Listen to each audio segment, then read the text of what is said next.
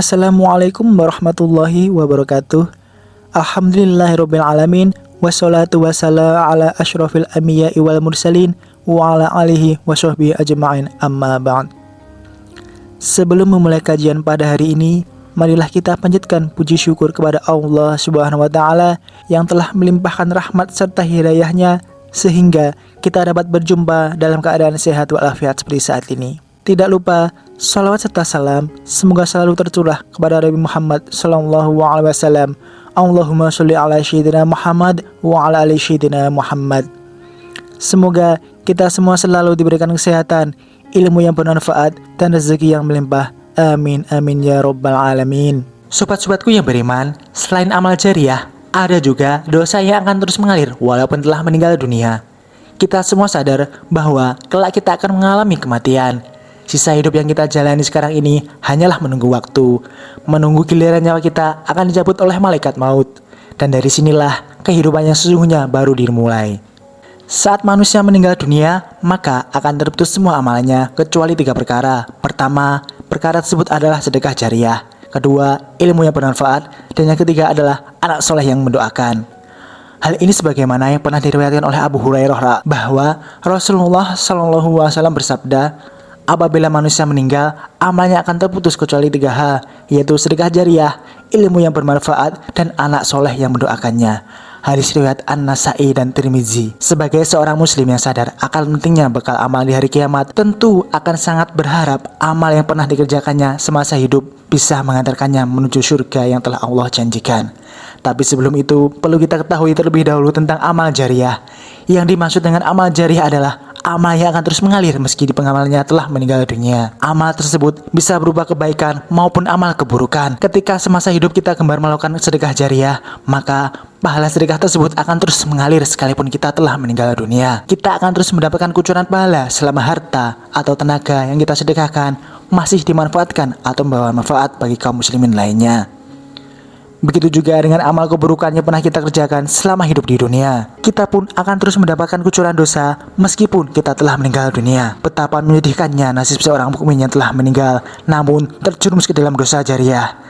Satu hal yang perlu kita ketahui adalah yang malaikat catat dari kehidupan kita tak hanya aktivitas dan amalan yang kita kerjakan, namun juga dampak dan pengaruh dari aktivitas amalan kita. Dalam Al-Quran surah Yasin ayat 12, Allah Subhanahu wa ta'ala berfirman, sesungguhnya kami menghidupkan orang-orang mati dan kami menuliskan apa yang telah mereka kerjakan dan berkas-berkas yang mereka tinggalkan, dan segala sesuatu kami kumpulkan dalam kitab induk yang nyata, Lauh Mahfuz.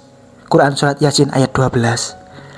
Dari ayat tersebut dapat disimpulkan bahwa orang yang melakukan amal dan aktivitas yang baik, maka insya Allah Subhanahu wa ta'ala akan mencatat amal baik itu dan memberikan ganjaran dari apa yang diamalkan. Oleh karena itu, agama Islam mengajarkan umatnya untuk melakukan amal kebaikan, yang mana amal tersebut bisa memberikan pengaruh baik bagi masyarakat luas. Dengan begitu kita akan mendapatkan pahala dari amal yang kita kerjakan sekaligus dampak baiknya.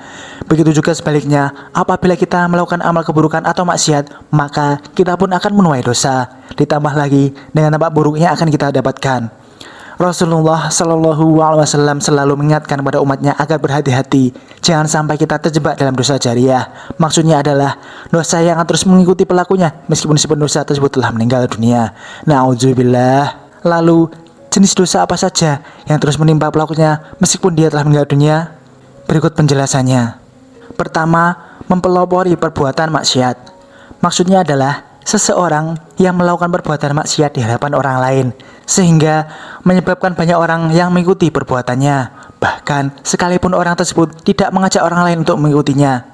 Dari Jabir bin Abdullah, Rasulullah SAW pernah bersabda, barang siapa yang mempelopori satu kebiasaan yang buruk dalam Islam, maka dia akan mendapatkan dosa keburukan itu. Dan dosa setiap orang yang melakukan keburukan itu karena ulahnya tanpa dikurangi sedikit pun dosa mereka. Hadis riwayat Muslim. Dari hadis tersebut dapat kita simpulkan bahwa meski orang yang menjadi pelopor kemaksiatan tersebut tidak mengajak lingkungan di sekitarnya untuk melakukan hal yang sama, akan tetapi dengan perbuatan yang dikerjakannya tersebut memotivasi orang lain untuk melakukan seperti hal yang dia kerjakan. Salah satunya adalah anak Nabi Adam alaihissalam yang pertama kali membunuh, maka dia akan dilimpahi tanggung jawab atas semua kasus pembunuhan karena kezaliman di alam ini. Rasulullah SAW bersabda, Tidak ada satu jiwa yang terbunuh secara zalim, melainkan anak Adam yang pertama kali membunuh akan mendapatkan dosa karena pertumpahan darah itu. Hadis riwayat Bukhari dan Muslim.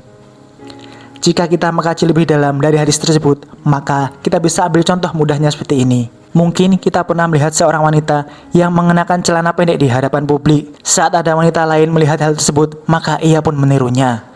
Sehingga menjadi ramai dan tidak merasa risih lagi para wanita memakai celana pendek di hadapan publik. Padahal kita semua tahu bahwa memakai celana pendek di depan publik adalah dosa karena mempertontonkan aurat. Mungkin benar, wanita yang pertama kali memakai celana pendek di depan publik tersebut tidak mengajak orang lain secara terang-terangan. Namun, mengingat wanita tersebut menjadi pelopornya sehingga banyak meniru, maka ia pun mendapatkan kucuran dosa dari semua yang menirunya tanpa dikurangi sedikit pun. Sekalipun pelopor wanita yang mengenakan celana pendek tersebut sudah meninggal dunia. Kedua, mengajak melakukan kesesatan dan maksiat. Seorang yang menyeru atau mengajak pada perbuatan dosa, maka akan mendapatkan pula dosa dari para pengikutnya. Hal ini telah dijelaskan oleh Allah Subhanahu wa taala yang tertuang dalam Al-Qur'an surah An-Nahl ayat 25. Mereka akan memikul dosa-dosanya dengan penuh pada hari kiamat. Dan berikut dosa-dosa orang yang mereka sesatkan yang tidak mengetahui sedikit pun bahwa mereka disesatkan. Quran surat An-Nahl ayat 25. Adapun orang-orang yang termasuk dalam dosa ini adalah para da'i yang menyeru kepada kemaksiatan ataupun paranormal yang mengajak kepada kesyirikan. Orang-orang inilah yang akan terus mendapatkan aliran dosa sekalipun telah meninggal dunia. Termasuk juga dalam hal ini adalah orang yang menyuruh orang lain berbuat dosa meski ia sendiri tidak melakukannya. Akan tetapi, orang tersebut mendapatkan dosa dari orang lain yang melakukan apa yang dia perintahkan. Sepanjang masih ada manusia yang mengikutinya, menjalankan apa yang diperintahkannya, selama itu pula orang tersebut akan turut mendapatkan pelimpahan dosa. Sekalipun jasad sudah terkubur dalam tanah. Lalu, apa yang ingin kita lakukan jika ingin terlepas dari dosa jariah? Tidak ada cara lain selain segera bertaubat dengan sebenar-benarnya. Taubat kepada Allah SWT.